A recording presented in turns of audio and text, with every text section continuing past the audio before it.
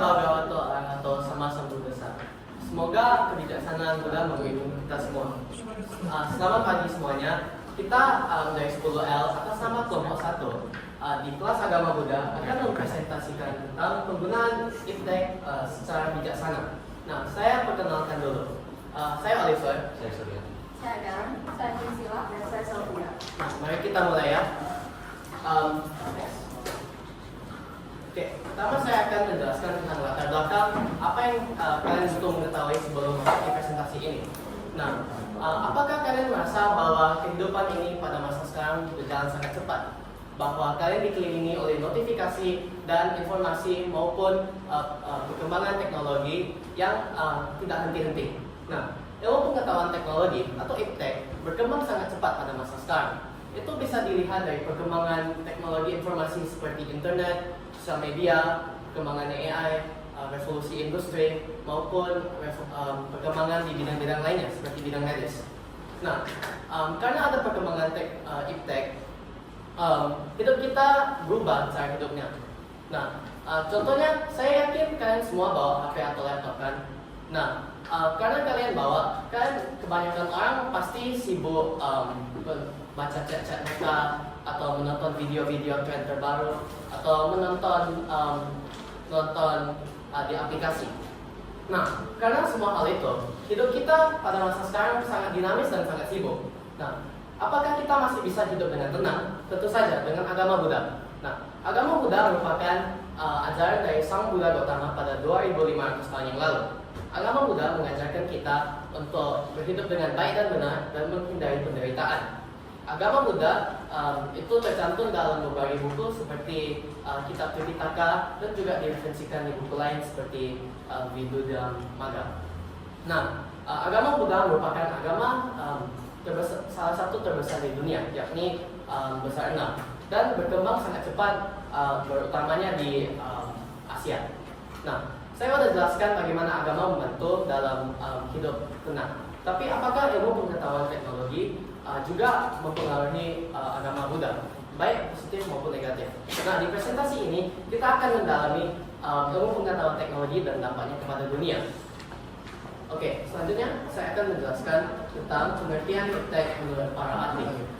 Nah, pertama, menurut Sarjanto of Power Dojo, ilmu pengetahuan teknologi merupakan suatu sistem terpadu yang mengutamakan berdiri dari metode ilmiah, pengertian ilmiah, dan bentuk teknologi yang bertujuan untuk meningkatkan kesejahteraan rakyat.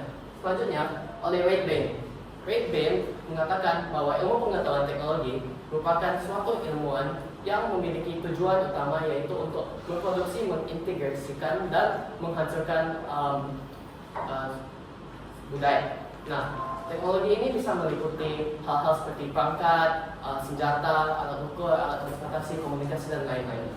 Selanjutnya teman saya Karen akan menjelaskan pengertian ilmu pengetahuan teknologi secara umum dan perkembangannya. Baik, sekarang saya akan menjelaskan mengenai pengertian iptek secara umum. Jadi iptek merupakan ilmu pengetahuan dan teknologi yang menggunakan ilmu pengetahuan untuk mengembangkan teknologi, dan di mana iptek ini telah terjadi perkembangan iptek, yang di mana perkembangan iptek dimulai pada zaman prasejarah. Jadi seperti yang kita ketahui, pada zaman prasejarah ini para manusia purba masih minim yang namanya ilmu pengetahuan, sehingga pada saat itu alat-alat yang digunakan masihlah sederhana dan juga mereka masih kurang yang namanya ilmu pengetahuan.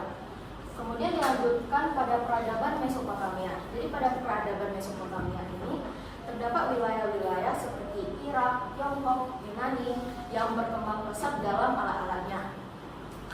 Di Irak sendiri terdapat alat-alat yang terciptakan seperti alat tenun, kemudian roda, kemudian bajak. Sedangkan di Tiongkok pada saat itu terdapat alat-alat seperti kapak, kemudian ada alat arsitektur rumah, dan juga ada senjata-senjata. Sedangkan di Yunani berbeda dengan Tiongkok dan juga berbeda dengan Irak, mereka berkembang pesat dalam ilmu pengetahuannya, di mana pada saat itu di Yunani terdapat teori-teori seperti teori Aristoteles dan juga teori Thales yang dapat mendukung perkembangan iptek nantinya. Kemudian di Indonesia sendiri terjadi yang namanya masa kerajaan Hindu Buddha dan juga masa kerajaan Islam, yang dimana pada masa kerajaan Hindu-Buddha itu terdapat kerajaan seperti Sriwijaya, kemudian Majapahit, yang nantinya kita akan melihat bahwa terjadinya perkembangan di arsitektur dan juga di pertanian dan perkebunannya. Sedangkan pada masa kerajaan Islam terdapat pesantren-pesantren yang didirikan yang nantinya akan mengajarkan ilmu-ilmu pengetahuan yang nantinya akan mendukung proses perkembangan teknologi pada bidang-bidang tertentu. Kemudian kita masuk pada masa penjajahan Belanda.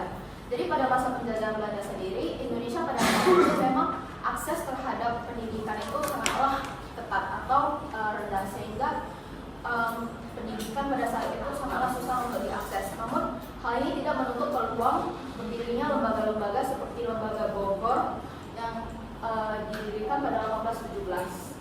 Kemudian zaman modern. Jadi setelah beberapa tahun lamanya, akhirnya kita masuklah ke zaman modern ini yang nantinya perkembangan iptek ini akan dirasakan mulai dari adanya laptop, HP, dan lain-lain. Baik, selanjutnya saya akan menjelaskan mengenai dampak iptek. Tentunya teknologi akan berkontribusi pada perkembangan pengajaran ataupun penyebaran dari agama Buddha. Namun tentunya penyebaran kontribusi tersebut dapat memberi dampak positif dan dampak negatif. Dampak positif tersebut yaitu jangkauan lebih luas ajaran Buddha, di mana dengan adanya teknologi saat ini, maka setiap orang baik dari lapisan sosial manapun, usia apapun, dapat mengakses ajaran agama Buddha tanpa dibatasi oleh lokasi, jarak, dan waktu. Selanjutnya yaitu media digital sebagai sarana penyebaran. Banyak organisasi-organisasi Buddhis saat ini menyebarkan ajaran agama Buddha dengan berbagai cara. Contohnya seperti situs website, podcast, ataupun platform media sosial lainnya. Dengan begitu, ajaran agama Buddha dapat disebarluaskan secara cepat dan luas. Nah, selain itu, nilai-nilai Buddhis juga dapat dipelajari lebih mendalam oleh siapapun dalam waktu apapun. Namun tentunya teknologi juga dapat memberi dampak yang negatif bagi masyarakat ataupun bagi perkembangan ajaran agama Buddha. Contohnya yaitu konflik dan perdebatan. Dengan teknologi yang sangat maju ini, maka informasi beredar dengan sangat cepat. Hal tersebut dapat menyebabkan informasi yang mungkin aja menyebabkan perbedaan pendapat dan juga konflik antar aliran yang berbeda. Selain itu juga dapat menyebabkan penyebaran dan keliruan. Teknologi yang sangat canggih ini dapat disalahgunakan untuk menyebarkan informasi yang tidak benar dan palsu, sehingga dapat menyebabkan kesalahpahaman mengenai ajaran agama Buddha. Selanjutnya yaitu penerapan iptek dalam perkembangan agama Buddha. Iptek tidak hanya digunakan dengan tujuan untuk material ataupun duniawi, namun iptek juga digunakan untuk tujuan spiritual dan keagamaan. Beberapa bentuk penerapan iptek yaitu penyebaran ajaran Dhamma melalui media sosial. Nah, beberapa contoh perkembangan iptek yang ada saat ini yaitu internet dan media sosial, sehingga ajaran agama Buddha seperti Pancasila Buddhis, Dalam Mulia Berunsur 8 dan lain sebagainya dapat dipelajari melalui internet dan media sosial. Bahkan saat ini banyak wihara dan organisasi-organisasi Buddhis saat ini menyebarkan ataupun mengadakan siaran langsung atau live streaming mengenai khotbah-khotbah ataupun melakukan meditasi secara bersama melalui live streaming. Yang kedua yaitu penggunaan aplikasi pembelajaran dan e-learning. Media sosial saat ini sangatlah menyebabkan banyak kemajuan, salah satunya dalam bidang pendidikan. Nah, dengan begitu orang-orang ataupun organisasi Buddhis menggunakan aplikasi seperti Zoom, Google Meet, dan lain sebagainya untuk melakukan diskusi mengenai ajaran agama Buddha. Selain itu ada juga banyak aplikasi-aplikasi seperti aplikasi meditasi untuk mendalami dan memahami ajaran Buddha lebih lanjut.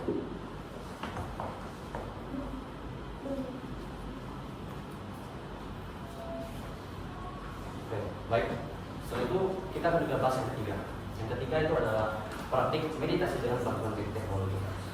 Oke, ini sudah pengetahuan umum.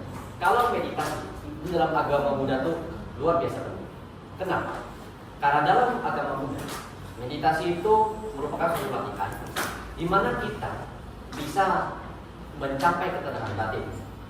Dan kita juga tahu melalui latihan meditasi, seseorang bisa mencapai suatu tingkat spiritual yang tinggi pula. Nah, di era modern kali ini, teknologi sangat membantu kita. Sebagai contoh, ketika melakukan meditasi, teknologi bisa membantu. Misalnya, Sekarang kan sudah ada banyak sekali aplikasi-aplikasi meditasi, bisa di-download di Google Play Store ataupun App Store segala macamnya. Nah, lalu di situ juga ada aplikasi seperti Insight Timer ataupun Calm. Pengguna bisa menggunakan aplikasi tersebut untuk mencari arahan ataupun petunjuk dalam melakukan meditasi, berupa meditasi Buddhis seperti Anapanasati ataupun Metta Bhavana. Lalu yang keempat itu adalah membangun komunitas virtual. Jadi kita kan tahu pentingnya sosialisasi. Agama Buddha juga memberikan kita peluang kan untuk sosialisasi. Nah, jadi kita sebagai umat Buddha ini bisa membangun dengan komunitas sesama umat Buddha. Nah, teknologi juga membantu. Sekarang kan ada platform seperti WhatsApp, Telegram dan lain-lain.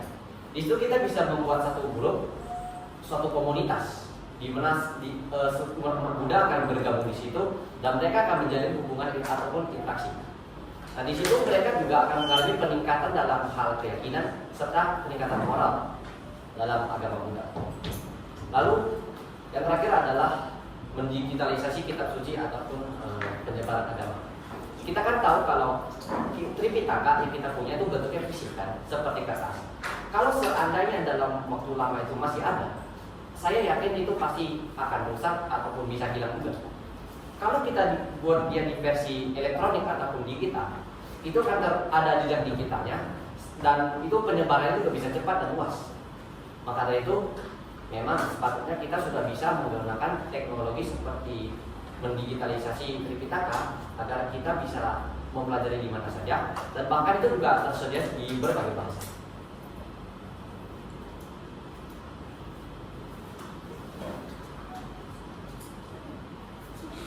Lalu juga produknya hasilnya itu adalah seperti video, komputer cetak, aplikasi dan tutoriality. Ada juga seperti Zoom, WhatsApp dan lain-lain kan. Nah, aplikasi tersebut juga bisa membantu perkembangan dalam agama Buddha. Nah, selanjutnya saya akan menyimpulkan apa yang telah teman-teman saya sampaikan sebelumnya. Seperti yang sudah teman-teman saya presentasikan, kita dapat menyimpulkan bahwa internet atau ilmu pengetahuan dan teknologi adalah hal yang sangat umum dalam kehidupan kita di era modern ini. Kita ngobrol, belajar, kerja, itu semua pasti tidak lepas dari yang namanya teknologi. Oleh karena itu, dalam pandangan Buddha, kita hanya memandang teknologi ini sebagai alat, yang dimana dapat berdampak baik dan buruk bagi kita tergantung siapa yang menggunakan dan juga bagaimana cara pemakaiannya. Dalam ajaran Buddha juga diajarkan untuk memiliki kehidupan duniawi serta spiritual yang seimbang, sehingga kita harus menggunakan teknologi ini dengan kesadaran penuh dan juga berpedoman kepada sila atau norma-norma supaya kita tidak terjerat dalam lomba, moha dan juga dosa. Kemudian juga internet ini dapat kita gunakan untuk hal-hal yang positif dalam mengembangkan agama Buddha. Contohnya seperti mempelajari Dharma melalui aplikasi YouTube atau platform lainnya. Kemudian kami menyarankan untuk para siswa itu menggunakan teknologi dengan seimbang dan juga pintar-pintar untuk menyaring mana informasi yang benar dan informasi yang hoax supaya dapat memperoleh informasi yang bijak dan juga bermanfaat dan tidak terjerat dalam yang namanya hal-hal negatif.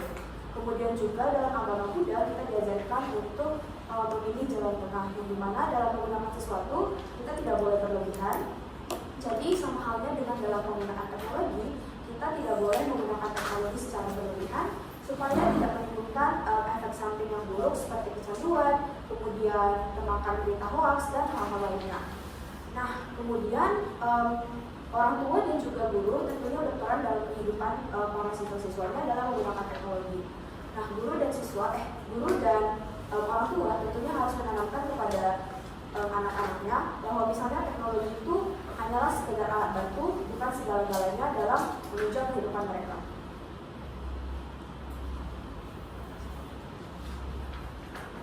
Nah, jadi sekian presentasi dari kami tentang penggunaan teknologi. Terima kasih.